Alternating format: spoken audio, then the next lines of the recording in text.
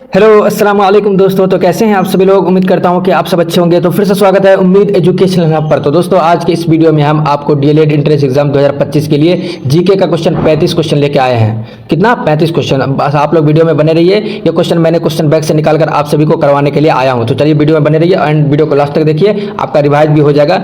और मैं बताना चाहता हूँ कि बार बार रिपीटेड क्वेश्चन होता है, क्वेश्चन बैंक कोई उलट पुलट के क्वेश्चन पूछता है। इस सेक्शन में जो इस शिफ्ट में जो पूछेगा वो अगला शिफ्ट में पूछता है। आज जो शिफ्ट में पूछा वो 2 दिन बाद वाला शिफ्ट में पूछेगा, क्योंकि ये एग्जाम आपको पता है कि 1 महीने तक चलता है। तो चलिए वीडियो को करते हैं स्टार्ट।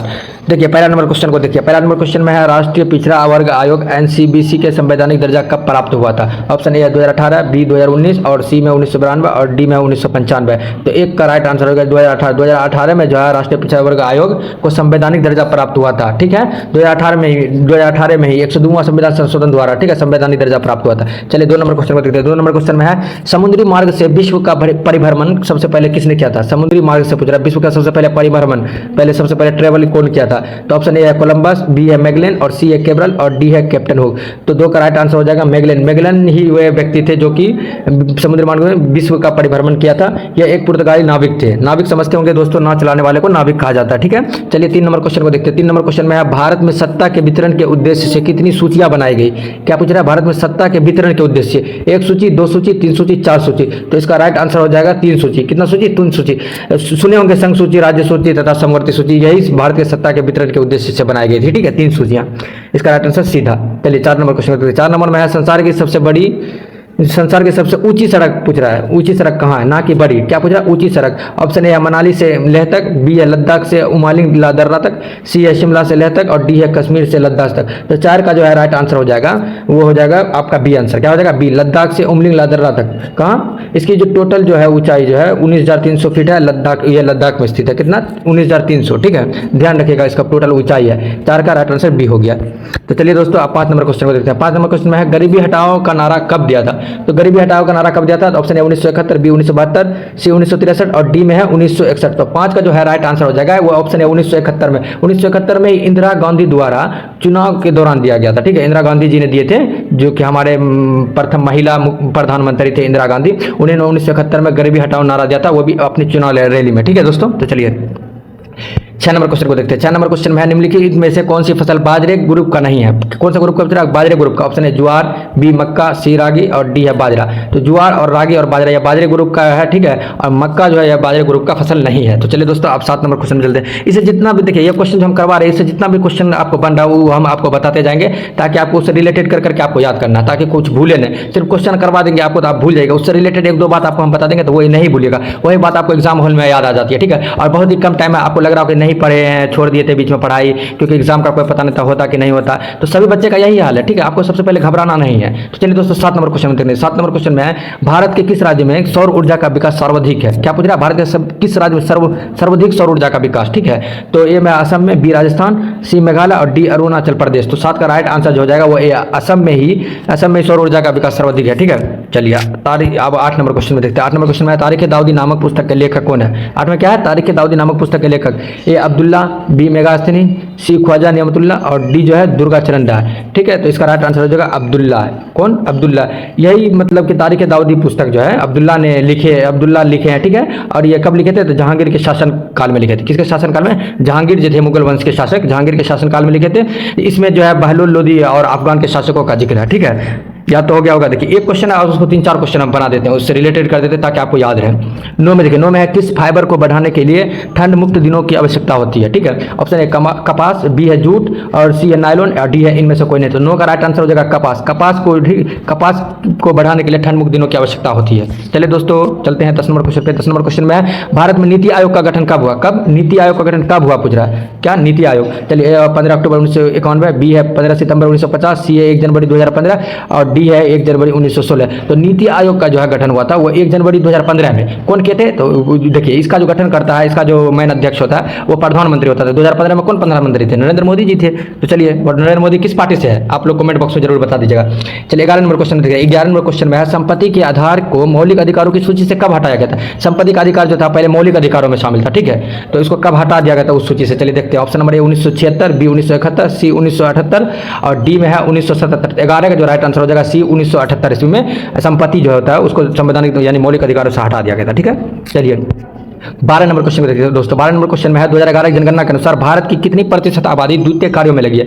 प्रथम कार्य होता है एक द्वितीय कार्य होता है और एक तृतीय कार्य। प्रथम कार्य में जो होता है वो कृषि आ जाता है, मत्स्य पालन, गाय पालन, यही सब आता है। ठीक है, तो चलिए दोस्तों इसमें पूछ रहा है 2011 की जनगणना के अनुसार भारत की कितनी प्रतिशत आबादी द्वितीय कार्यों में लगी हुई है, द्वितीय कार्य करते हैं जो कि, चलिए ऑप्शन ए में है 3.8%, ऑप्शन बी है 4.2%, ऑप्शन सी है 41.6%, ऑप्शन डी है 54.6%। ठीक है, तो 12 का जो है राइट आंसर हो जाएगा ऑप्शन ए, कितना 3.8%। कितना 3.8% जो है वो भारत के आबादी में द्वितीय कार्यों में लगी हुई है, जबकि 54.6% प्राथमिक कार्य तथा 41.6 आबादी जो है वो मतलब कि तृतीय कार्य में कार्य करते हैं। ठीक है, और यहाँ द्वितीय कार्य पूछ रहा है 3.8%, सबसे कम जो है द्वितीय कार्य में ही लोग काम कर रहे हैं भारत के। ठीक है, चलिए 13 नंबर क्वेश्चन में देखते हैं। 13 नंबर क्वेश्चन में है मॉन्टेग्यू चेम्सफोर्ड सुधार योजना कब पारित हुआ था। क्या है मॉन्टेग्यू चेम्सफोर्ड सुधार योजना कब पारित हुआ था। ऑप्शन ए 1917, बी 1918, सी 1919 और डी है 1920। तो मॉन्टेग्यू चेम्सफोर्ड सुधार योजना 1919 में पारित हुआ था। ठीक है, इसी को 1919 पारित योजना भी कहा जाता है। ठीक है, चलिए 14 नंबर क्वेश्चन में देखते हैं। 14 नंबर क्वेश्चन में है विकास की स्थिति के आधार पर संसाधनों को डीएस के रूप में वर्गीकृत किया जा सकता है। तो 14 में है संभावित, बी है विकसित स्टॉक और सी में है रिजर्व और डी है उपयोग में सही।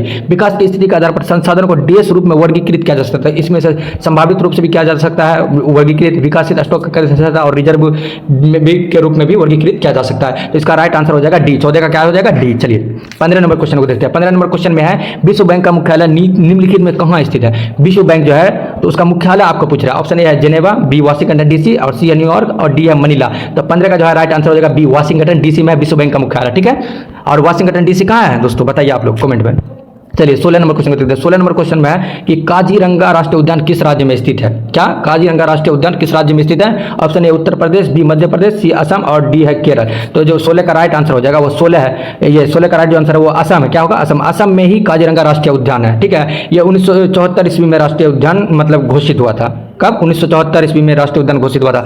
और अब 17 नंबर क्वेश्चन को देखेंगे। कितना नंबर 17 नंबर। ठीक है, द्वितीय विश्व युद्ध में पहली एटम बम कहाँ गिराया था। द्वितीय विश्व युद्ध में पहली एटम बम पूछ रहा है कहाँ गिराया था। तो ए हिरोशिमा पर, बी नागासाकी पर, सी पेरिस पर और डी है लंदन पर। तो 17 का जो है राइट आंसर हो जाएगा हिरोशिमा पर। हिरोशिमा पर ही जो है मतलब कि द्वितीय विश्व युद्ध के दौरान एटम बम गिराया था। कब गिराया था तो 6 दिसंबर 1939 6 दिसंबर 1939 ईस्वी में मतलब कि हिरोशिमा पर जो है एटम बम गिराया था। वो जो एटम बम का नाम था वो मतलब लिटिल बॉय नाम था। क्या नाम था लिटिल बॉय। ठीक है, चलिए अब क्वेश्चन नंबर चलते हैं 18 पर। 18 पर जो है 18 में है कौन सा व्यक्ति को वोट देने का अधिकार नहीं है।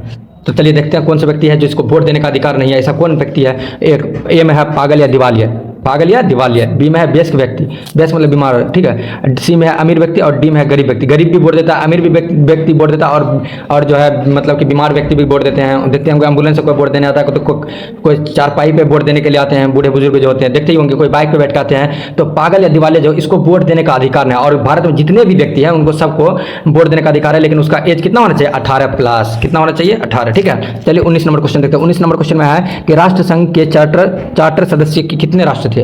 राष्ट्र संघ के चार्टर सदस्य के कितने राष्ट्र थे। तो 19 में ए में है 50, बी में है 195, सी में है 51 और डी में है 60। तो 19 का राइट आंसर जो हो जाएगा वो हो जाएगा 51 में राष्ट्र संघ के चार्टर के सदस्य थे। ठीक है, चलिए 51 सदस्य थे। चलिए 20 नंबर क्वेश्चन देखते हैं। 20 नंबर क्वेश्चन में है कि चूड़ामन राय किस विद्रोह से संबंधित है। चूड़ामन राय किस विद्रोह से संबंधित है। ए चेरो विद्रोह, बी चुआर विद्रोह, सी कोल विद्रोह और डी इनमें से कोई नहीं। तो चूड़ामन राय जो है वो चेरो विद्रोह से संबंधित है। ठीक है, चलिए 21 नंबर क्वेश्चन को देखते हैं। 21 नंबर क्वेश्चन में है कि भारत के साथ बांग्लादेश की स्थलीय सीमा कितनी लंबी है। क्या पूछ रहा है, भारत के साथ बांग्लादेश की स्थलीय सीमा कितनी लंबी है पूछ रहा है। तो चलिए उसके बाद एक ऑप्शन को देखते हैं। ऑप्शन में है 4018 मतलब 4018, बी में है 4096 किलोमीटर, सी में है 4180 किलोमीटर और उसके बाद डी में है 4009 किलोमीटर। तो 21 का जो है राइट आंसर हो जाएगा वो कितना कि 4096 किलोमीटर। कितना होगा 4096 किलोमीटर जो है भारत के साथ बांग्लादेश स्थलीय सीमा साझा करती है। ठीक है, इसकी लंबाई पूछ रहा था। चलिए 22 नंबर क्वेश्चन को देखिए।